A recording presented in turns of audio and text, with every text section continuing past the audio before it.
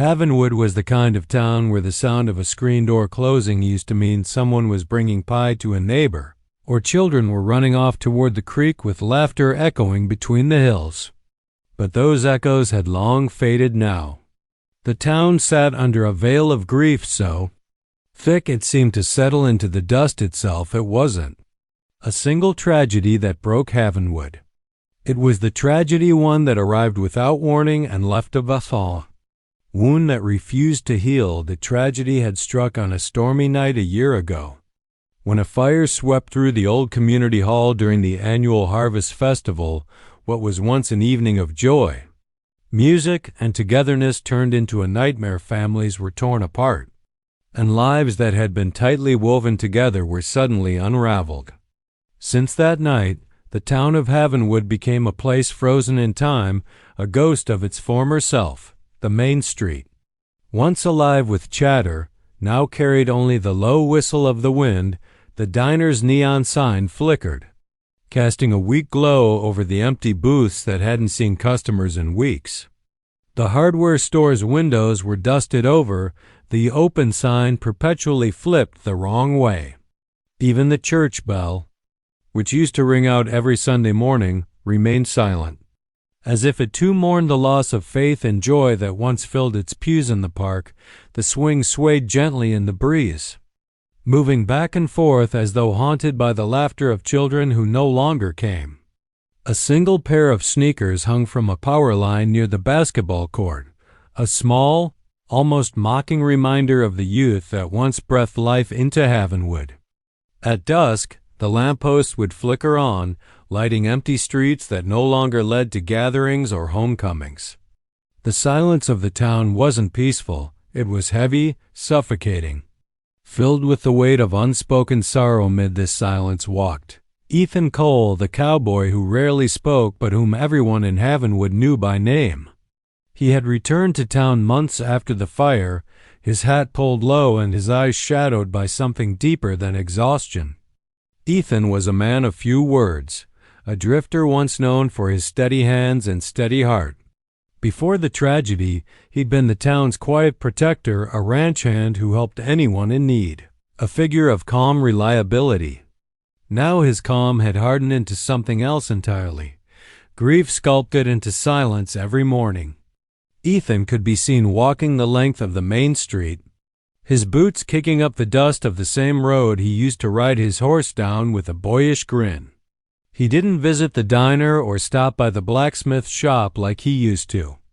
Instead, he'd pause near the memorial by the fountain, a circle of photographs, flowers and letters, where the names of the victims were carved into wood.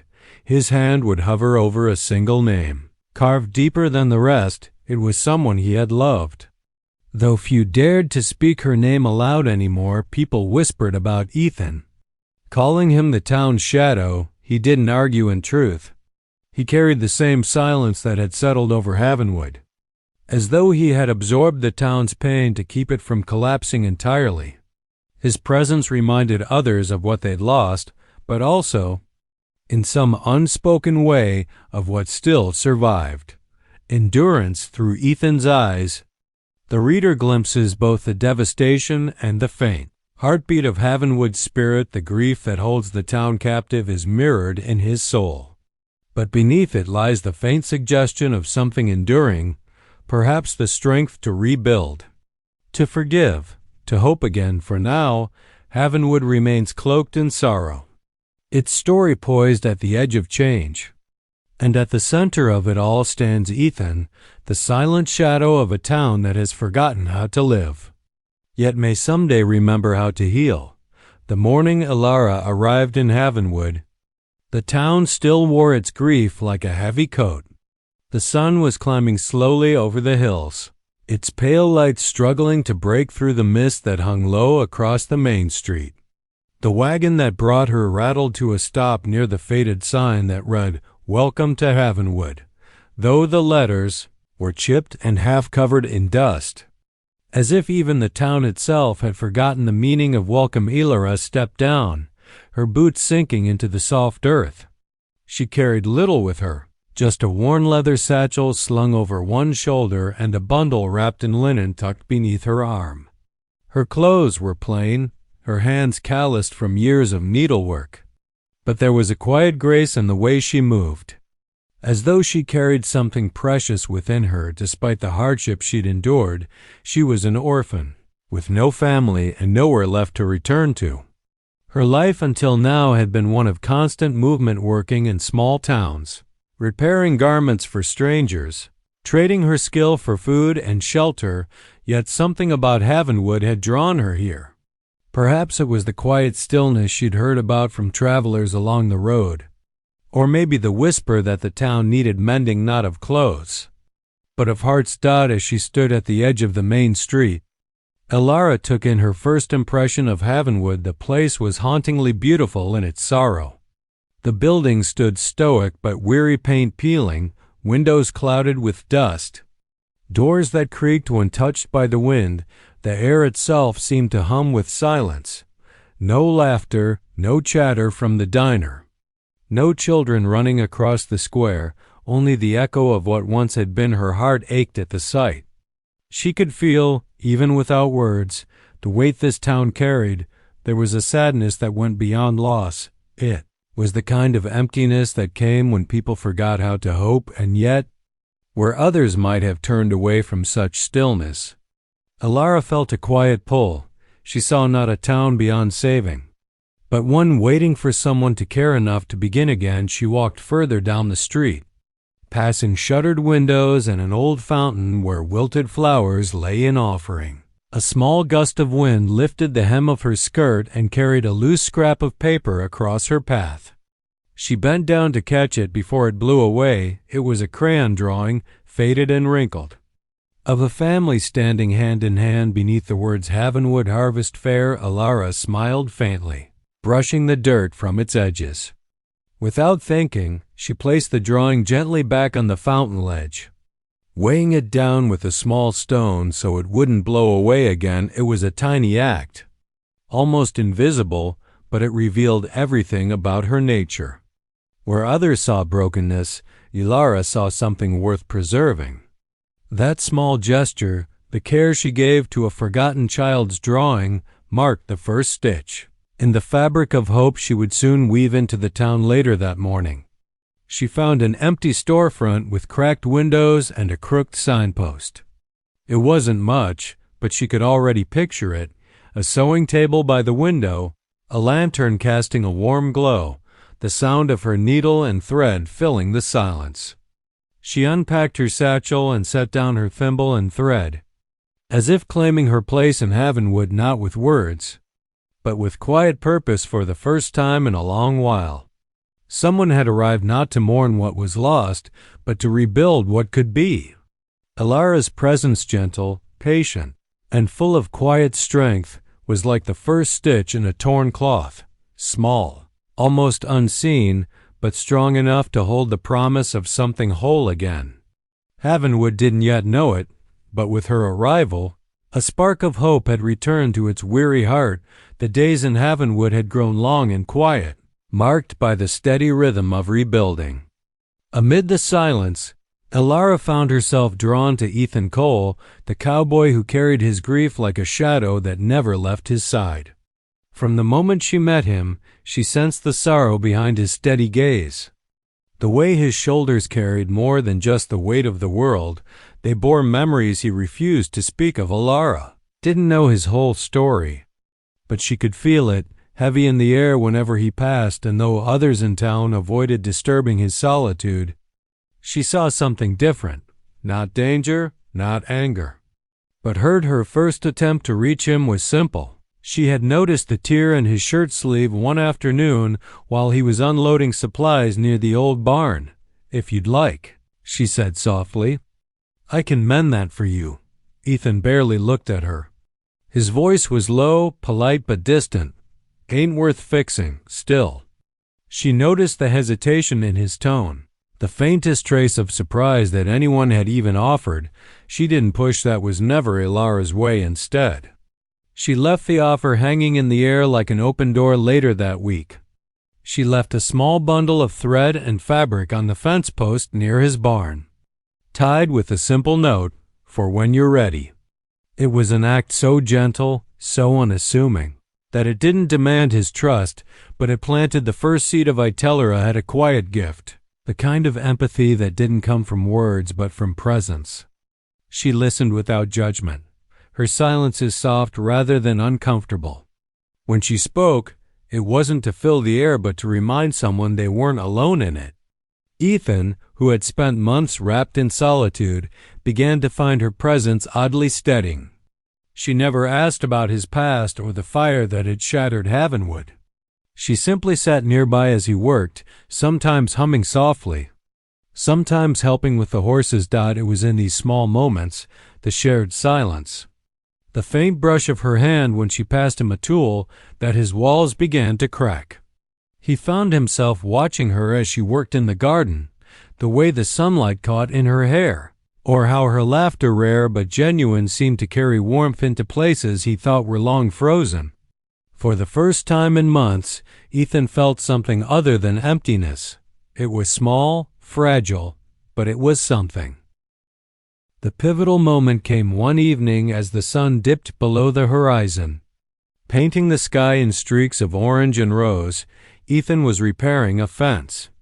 His hat tilted low. When Ilara brought him a cup of coffee, she sat on the post beside him.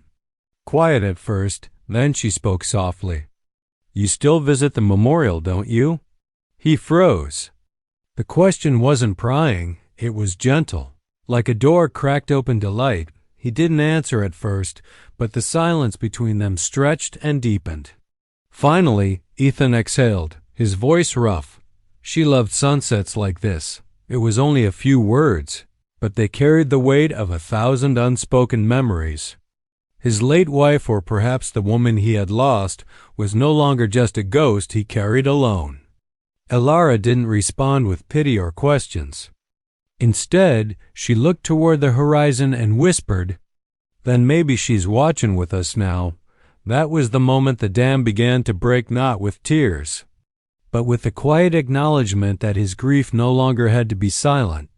In sharing that fragment, Ethan unknowingly took the first step toward healing. Ilara had done what no one else in Havenwood could.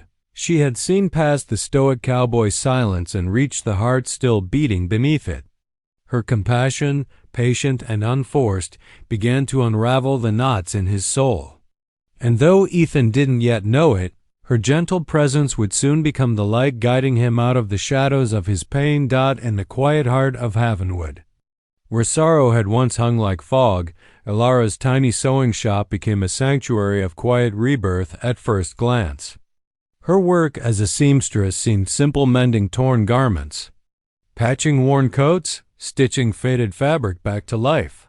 But to those who came through her door, it was something far deeper. Each careful stitch she made, each thread she pulled through cloth, felt like a prayer whispered into the wounded heart of the town she repaired. Wasn't just fabric, it was people. Ilara had arrived in Havenwood not long after the tragedy that stole its spirit. She didn't come with grand promises or fiery speeches. She simply opened her shop on Main Street, hung a modest sign that read "Ilara's Mending and Stitching," and left the door unlocked. The first few weeks were quiet. The townsfolk, still lost in their grief, walked by without looking up. The windows were dusty, the bell above her door silent. But she waited patiently. Then one day, Mrs. Whitaker, an elderly widow who had lost her grandson in the fire, came in holding a coat. It was charred at the hem, the edges stiff with soot. "It belonged to him," she whispered. Ilara said nothing. She took the coat gently from her hands and nodded. For hours, she worked in silence, washing, trimming, stitching, repairing what could be repaired. When Mrs. Whitaker returned the next morning, the coat was folded neatly on the counter. The burn marks were gone, replaced by a small patch of blue fabric sewn carefully into the lining. "He liked blue," Ilara said simply. The old woman pressed the coat to her chest and wept. Words spread quietly after that. People began to bring her the things they couldn't part with, blankets from burned homes, shirts worn by loved ones. Curtains that smelled faintly of the past. Ilara worked on them all. Her needle danced to the rhythm of healing, each motion gentle but purposeful in her hands. Broken things found new strength, but the true magic wasn't in the fabric she repaired. It was in what happened afterward. Those who came to her shop didn't just leave with mended garments. They left with lighter hearts. Conversations began to blossom again in Havenwood. A farmer offered to repaint her shop's faded sign. The baker started bringing fresh bread each morning as thanks. Even the children, once too afraid to laugh in the streets, began to chase each other near the square. Again the town itself began to reflect Ilara's quiet determination. The park benches were scrubbed clean. The church bell, silent for so long, rang again one Sunday morning. People began to gather outside her shop in the evenings, trading small stories, offering help to neighbors they hadn't spoken to in months. Havenwood, in its own way, was being stitched back together thread by thread, soul by soul. To Ethan Cole, the cowboy who had once lived only in his grief, Ilara's influence was undeniable. He would stand by the door some evenings, watching her work under the soft glow of lantern light. The rhythmic sound of her needle and thread seemed to steady something inside him. Her patience reminded him that healing didn't come in grand gestures, but in quiet perseverance. She had become the heart the town didn't know it still had by late spring. The town square, once the symbol of Havenwood's loss, began to bloom again. The flower beds were replanted, the fountain repaired, and the sound of laughter returned like birds after a long winter. Market stalls reopened, and music once again drifted through the air on warm evenings. Ilara never took credit. She didn't see herself as a savior. She simply continued her work, mending the small tears that life left behind. But everyone in Havenwood knew the truth through her hands. The town had remembered how to feel again. Her sewing was more than craft. It was communion. Each thread carried forgiveness, each patch whispered of endurance. And as Havenwood came back to life, it wasn't just the town's fabric she had mended, it was its heart. By the time the first blush of summer settled over Havenwood, something remarkable had begun to unfold. The town that had once felt like a ghost of its former self was breathing again, slowly, tenderly, but unmistakably alive. Where silence had once reigned, the sounds of life returned, laughter spilling from doorways, the creak of wagon wheels on sun-warmed dirt roads, and the faint hum of music drifting through open windows. The grief that had once cloaked Havenwood like a heavy fog had begun to lift, revealing a place still scarred.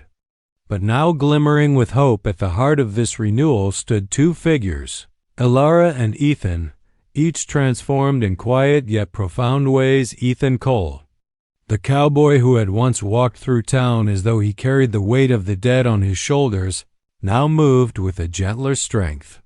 His silence, once heavy with sorrow, had softened into reflection. He had begun to speak again, not in long sentences, but in words that carried meaning. The haunted look in his eyes had been replaced by something steady and warm. Often, he could be seen in the mornings helping repair fences for his neighbors or sharing a cup of coffee with the blacksmith. The townsfolk noticed the change. They saw in him a man who had not forgotten his loss, but had learned to live with it, and though Ethan would never say it aloud, everyone knew that Ilara had been the turning point. Her kindness had stitched something vital back into his spirit.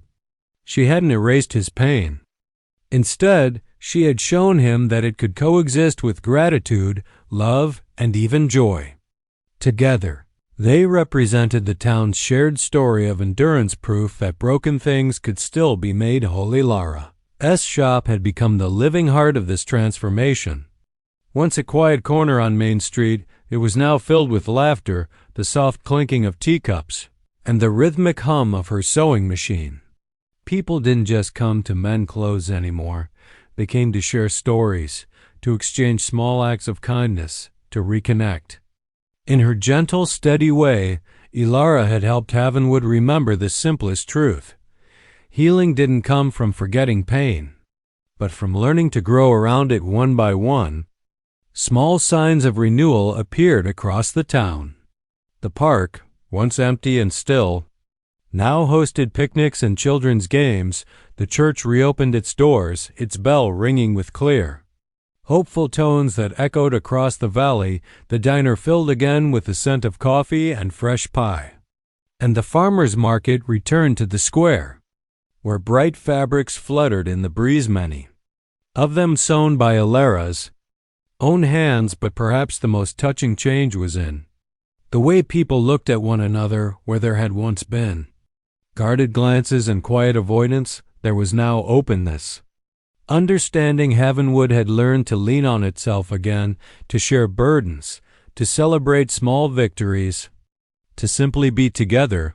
The tragedy that had once defined them no longer held dominion. It had instead become the thread that bound them, a reminder of what they had survived and what they could still become. Ethan, standing beside Alara one golden evening, looked out over the town square as lanterns flickered to life, music floated through the warm air, and laughter rippled from the crowd. For a moment, he felt a deep stillness, a sense of belonging that he thought he'd lost forever. "You did this," he murmured. Alara shook her head, smiling softly. "We did this," she corrected as twilight deepened. Havenwood glowed like a patchwork quilt under the stars stitched together by loss, love, and resilience. The wounds of the past had not vanished, but they had been woven into something beautiful and enduring in that final image. The town stood as a living tapestry, its colors vibrant again, its threads intertwined in unexpected ways. Havenwood had found its heart, not through grand gestures or miracles, but through compassion, community, and the quiet courage to keep mending. Once a place of sorrow, it was now a place of belonging, warm, whole, and forever stitched together by hope.